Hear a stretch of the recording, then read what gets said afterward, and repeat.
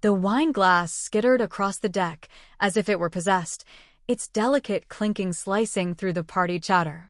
One of Patricia Sterling's guests let out a nervous laugh, attributing it to a gust of wind, or perhaps too much Sauvignon Blanc. But then, the table shifted, chairs tilted, phones slid, and a bewildered voice piped up, "Why are the stars moving?" That's when Patricia, barefoot and brash, leapt to her feet on my rotating deck and bellowed into the night. "Who built this contraption inside my house?" Sipping coffee with a sly grin, I muttered, "Oh, Patricia, you've just stepped onto a ride you can't control." 6 hours earlier, the day had been tranquil, the kind of quiet that blankets sunrise bluffs like a warm embrace.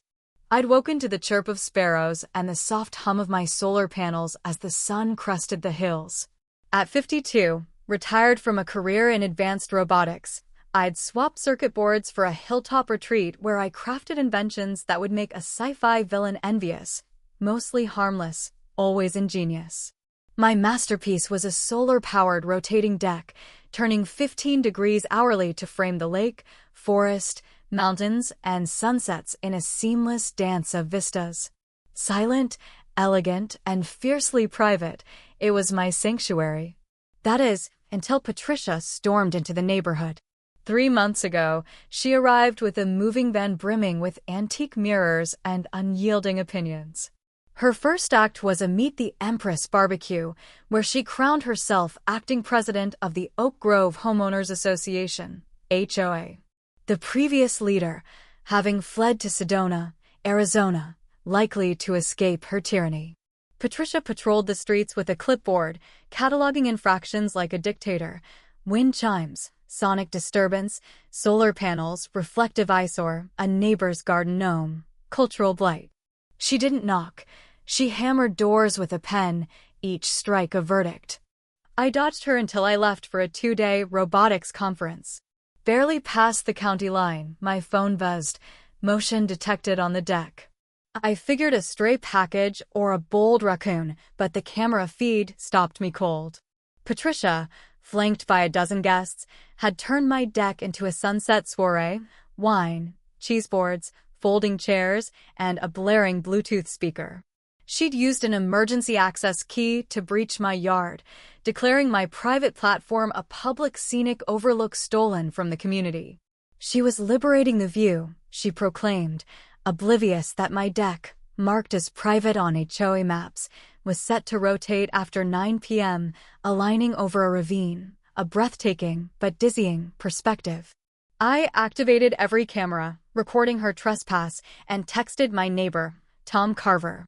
He confirmed Patricia's daytime rallying cry, urging her guests to reclaim my deck while I was away.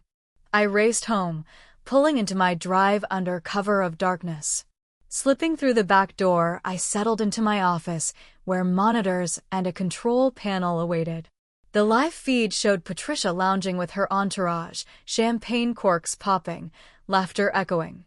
The deck had begun its pre-programmed rotation, shifting from the lake to the forest. A guest stood, pointing. That tree wasn't there before. A phone slid off a tilted chair, clattering. A woman squealed, chasing a rolling wine bottle. Patricia waved a dismissive hand. "It's just settling. These modern homes are quirky." A man muttered, "This deck isn't HOA property, is it?" Patricia's jaw twitched. "Of course it is. He's just a selfish old tinkerer who hates sharing." Inside, I smirked, watching their realization dawn. The deck was nearing its full nighttime alignment, inches from a visual cliff, a safe, but terrifying, drop in the wrong light. A guest whispered, "We're turning." Patricia rolled her eyes, shouting toward my darkened house, "Miles, stop this thing." I nearly laughed. She had no clue my deck ran on gear systems designed for lunar rovers, or that its final 30 degrees faced a ravine that looked like the edge of oblivion. Patricia grabbed a patio chair, jamming it against the railing. "No one panic. Its physics redistribute the weight." The deck clicked forward, and her guests screamed. I sipped my coffee and flipped the emergency stop. The rotation halted, speakers cut mid-song, and lights dimmed to a ghostly blue. On the cameras, Patricia's group froze, staring into the shadowed forest. One woman sobbed, another Googled how to escape a moving deck. Patricia's face paled, her bravado crumbling. I flicked on the deck lights, a soft glow signaling, "I see you." She flinched, but rallied, herding her guests off. "We'll take this to the board," she snapped. A guest muttered, "This isn't public property." Another whispered, "That was wild, but never again." Patricia forced a smile. "Keep it positive, folks. One cranky neighbor won't ruin our night." I reset the deck to its sunrise position, its hum a quiet victory, and left the lights on to deter stragglers. Patricia had learned my deck moved, and she was clueless about its rules. The next morning, an HOA email landed, packed with Patricia's grievances, 12 to be exact. She claimed my deck was an unsafe structural hazard, causing emotional trauma and violating shared space protocols. She even alleged her cat, absent from the party, had developed rotational anxiety. I laughed, scrolling through her demands for an emergency hearing. She'd thrown a party on my property, endangered her guests, and now blamed me for not warning her my deck wasn't a static porch. I prepared for battle, compiling permits, engineering specs, and time-stamped footage. My favorite being Patricia wrestling a chair like it was a bucking bronco. That afternoon, passing her house, I saw her hammering a sign into her lawn, "Community Unity," in flowery script, framed by plastic daisies. "Think this is funny?" she snapped, not looking up. "Irony's underrated," I replied. She whirled, her smile as fake as her daisies. "You built a death trap and let us walk onto it." "You trespassed with an emergency key," I said. "That's on you." Her lip twitched. "The board will handle you." "Can't wait," I shot back. Tom texted that night. Patricia was bribing the board with muffins and flyers, framing the hearing as a referendum on community rights. It was audacious, almost admirable, but she didn't know my niece, Clara, a civil engineer and HOA board member who'd read the charter's fine print. The hearing was set for Saturday at the clubhouse. Patricia, alleging my deck was a rotational hazard and psychologically disruptive, included blurry photos of her guests in distress, one mid-scream. I arrived in jeans and a shirt reading, "It spins. Deal with it." Patricia, in a blazer and pearls, clutched a folder labeled "Evidence." The room buzzed with neighbors, some curious, others amused. Patricia spoke first, her speech a melodrama of trauma and terrorized guests, hinting at property value drops. When my turn came, I said, "The footage speaks for itself." The screen lit up with Patricia's wine-fueled invasion, her public space speech, and her chair wrestling fiasco. Laughter rippled through the crowd, some clapping when the deck stopped. A board member sighed, "Patricia, what were you thinking?" The tide turning. She didn't slink away. Storming out, she vowed lawsuits, flooding the HOA chat with rants about technological tyranny and vertigo-induced trauma. She claimed the hearing was rigged, citing Clara's relation to me, ignoring her own power grab as president.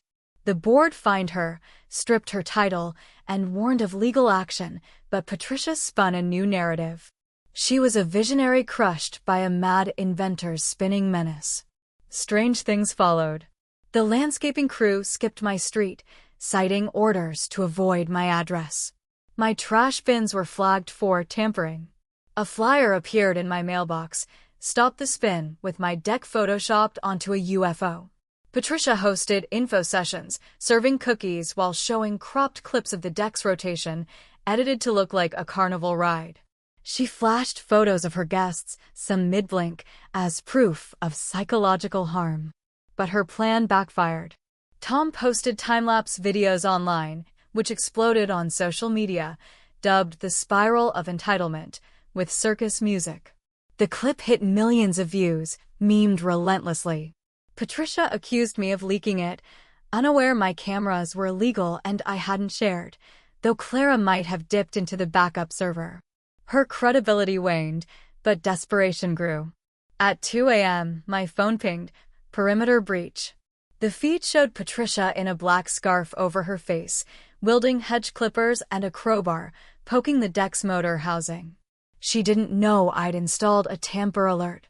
Floodlights blazed, and my niece's voice boomed, "Unauthorized presence detected. This deck rotates. So might your reputation." Patricia dropped the crowbar, stumbling. The gate opened as a deputy's cruiser rolled in. She ranted about injustice and cyber oppression as Deputy Lane escorted her away, issuing a restraining order. The next day, local headlines buzzed. HOA leader caught sabotaging spinning deck. Patricia vanished for days, her lawn unkempt, her community unity sign fading. But she wasn't done. Patricia didn't surrender. She schemed. I used the lull to upgrade the deck, thermal sensors, biometric tagging, AI voice alerts distinguishing guests from intruders, and retractable barriers for unauthorized movement.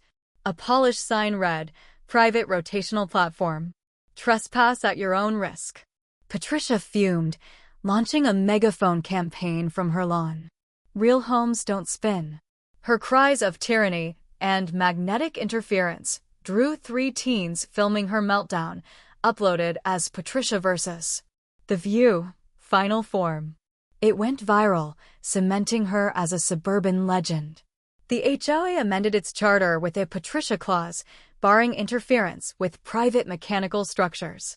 She retaliated with a small claims lawsuit, seeking damages for rotational harassment, citing chronic dizziness and existential dread. The court doesn't stop well-engineered decks because someone dislikes motion, the judge said, ordering her to pay my costs.